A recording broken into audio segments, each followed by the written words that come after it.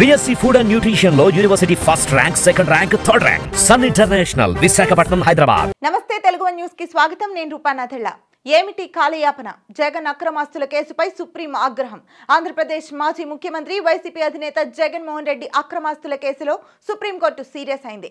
CBI దాఖలు చేసిన అఫిడవిట్లోని అంశాలు షాకింగ్ కలిగిస్తున్నాయని జస్టిస్ సంజీవ్ ఖన్నా పేర్కొన్నారు.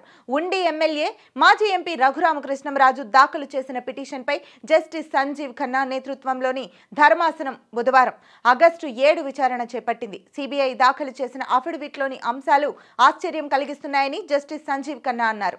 ట్రయల్ ప్రారంభం కాకుండానే ఇన్ని కేసులు ఎలా ఫైల్ చేశారంటూ సిబిఐని న్యాయమూర్తి సూటిగా ప్రశ్నించారు. కేసులు నమోదైన నాటి నుంచి 6 జడ్జిలు మారిపోయారని, రిటైర్ అయ్యారని, గత 10 ఏళ్లుగా కాలయాపన చేస్తున్నారంటూ రఘురామ తరఫు న్యాయవాది ధర్మాసనానికి తెలిపారు. దీనికి జస్టిస్ సంజీవ్ ఖన్నా అసహనం వ్యక్తం చేశారు.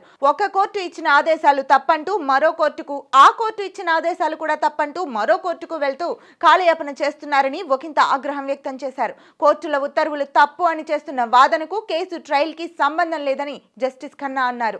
జగన్ అక్రమాస్తుల కేసు విచారణను వేగవంతం చేయాలని, విచారణ తెలంగాణ నుంచి మరో రాష్ట్రానికి బదిలీ చేయాలని రఘురామ తరఫు న్యాయవాది కోరారు. కోర్టు సాధారణ కార్యకలాపాలకు ఇది అడ్డంకిగా మారుతోందని రఘురామ తరఫు న్యాయవాది ధర్మాసనం ఎదుట చెప్పారు. సిబిఐ తరఫు వాదనలు వినిపించడానికి ఏఎస్జీ రాజు అందుబాటులో లేరని ఇతర న్యాయవాదులు ధర్మాసనానికి తెలిపారు.